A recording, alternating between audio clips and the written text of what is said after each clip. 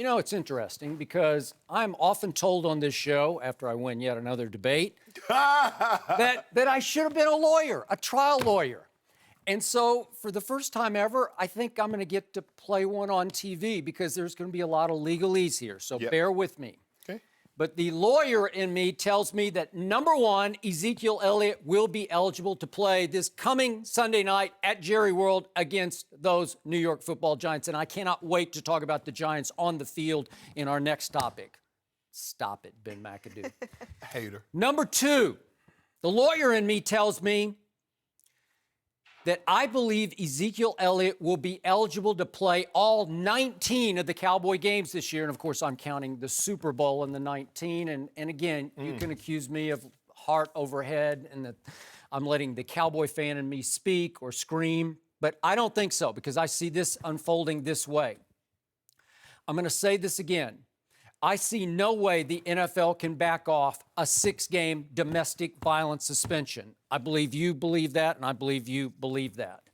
Because if they do, I believe that Roger Goodell will look even worse than he did Ray Rice-wise, Josh Brown-wise. Would you agree? Yes. Yes. Because I think there's no way you can say, okay, you only beat her up 4 days instead of 6 days. Or by any measure of, you didn't hurt her that badly. You only hurt her this badly, right? So you would just look so bad. You have to stand by your 6 games, even though I could argue that in court, if it does, and it will go to court, you could look like you at least tried to compromise if you reduced from 6 to 4. But again, you put a label on it, you called it domestic violence, and unless you change that label on appeal, which I don't think they can do, you have to stick with the 6 games.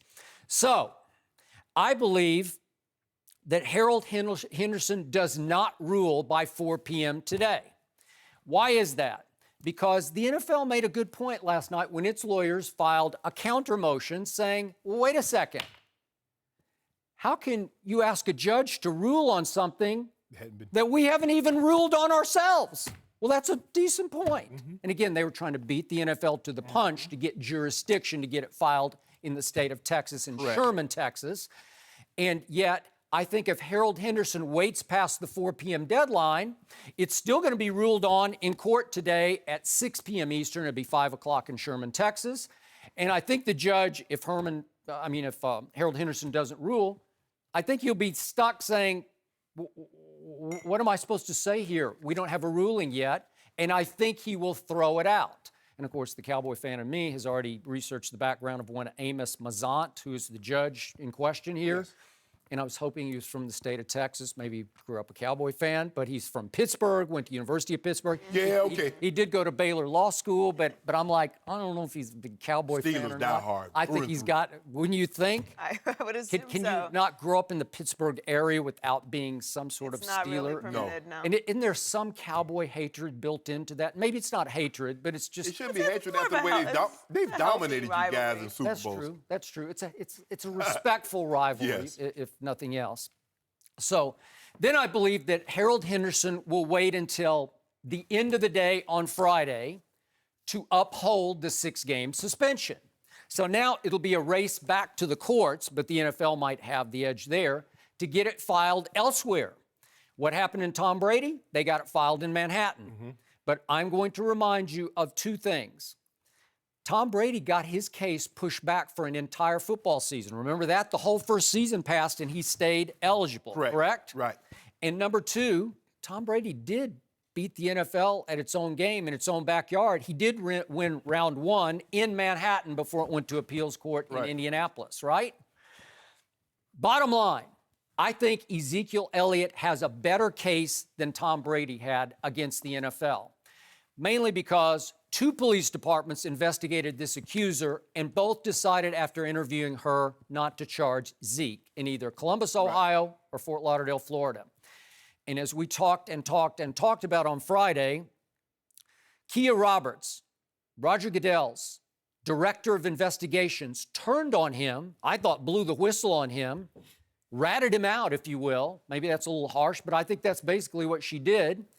And she declared that she concluded no suspension for Ezekiel Elliott, and that she was the only one in the NFL to interview the accuser, not just once, but she interviewed her 6 times, according to the documents filed. So that is such a stronger case than even Brady had that I think it will stand up in court for a while. So I'm going to see this dragging on through the courts through the whole football season. Now, what happens after that? We can go back to Article 46. Right. Absolute power handed over to Goodell back in 2011 when the NFLPA folded and gave in and went ahead and signed the collective bargaining agreement. I get that. But I still think they have such a strong case and they have such deep pockets behind them in Jerry Jones subsidizing and Jeffrey Kessler, that bulldog who's been a thorn in the side of the NFL for so long, directing the Zeke's case here, that in the end, I think they got a shot to at least get this, to have the quote-unquote stay of execution for a year. And I don't know, maybe this is the first time the NFL loses in court, even Article 46 notwithstanding. Skip, let me ask you a question. So, in other words, you're saying you believe he plays. You believe he plays because Harold Henderson vacates the ruling that Commissioner Goodell sits down? No. Or it goes to Texas court and then they put an injunction on it? I'm not even sure it's going to wind up in Texas court now. I think they're going to get beaten at their first game, NFLPA, and because there's nothing to rule on today, that this judge, Amos Mazant from Pittsburgh, will throw this out. I just think he'll throw it out. I don't know what he can't do anything but throw it out. And then their lawyers will prepare, the NFL side, to get ready. It's going to be a race for jurisdiction. Where do you file? But if they throw it out, Skip, if there's nothing to file? Right. If they rule before 4 o'clock, there's really nothing they can do because he would be suspended for game 1 unless you get an emergency injunction. Am I correct? Yeah, but you can get the injunction. Yeah. I think they'll get, if by 4 o'clock he says 6 games, I believe they'll get the injunction. So in other words, you're saying that he'll get the injunction to be able to play Sunday, but you don't, what about for the rest of the season? Then, you think the then it's going to court, and it's going to court in the state of Texas from that point forward. But again, if he waits past 4 o'clock, then he's automatically eligible. It burns them in their case in court because they'll have nothing to rule on because he hasn't ruled yet, right? Correct.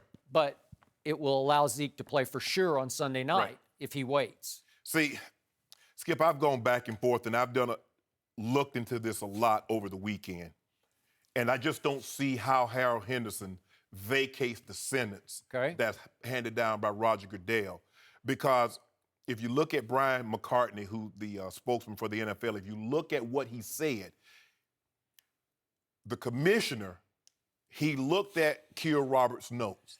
And although it was very heavily noted, inconsistency, credibility issues, the commissioner still felt comfortable in handing out these 6 games.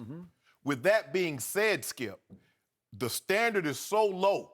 See, when you go into, and we keep looking, and I had to stop this, and this is what really helped me. I got away from looking at this as a normal court proceedings. Because in a normal court proceedings, the defendant has a presumption of innocence until you prove him guilty. Well, you walk into the NFL court, you're guilty until you prove yourself innocent. So even though he had the notes that Ms. Roberts had taken and from the alleged victim, he felt very comfortable. So it didn't matter what the inconsistency. It didn't matter if it was untruth. I believe 6 games. And we keep going back, well, he gave, Greg Hardy, when Harold Henderson ruled, he gave Greg Hardy, went from 10 to 4. Adrian Peterson was there, and Ray Rice. Skip, what you have to look at, and this is what I found out, is that Greg Hardy was grandfathered. This incident happened before they instituted the personal conduct policy. So it was it didn't pertain to him. Those 6 games didn't pertain to him. He could have fought it, but he said, you know what? I was wrong. I'm not going to fight it. Plus, she dropped the case before the jury trial, just for the record. Right. Okay. So he could have said, no, hold on, wait a minute. You gave Ray Rice 2 games. He could fought it from 4 to 2, but he says, you know what? I just want to go ahead and get on the field, get playing, and hopefully I can show that they made the right decision. Clearly, they didn't, because it didn't seem like he learned anything.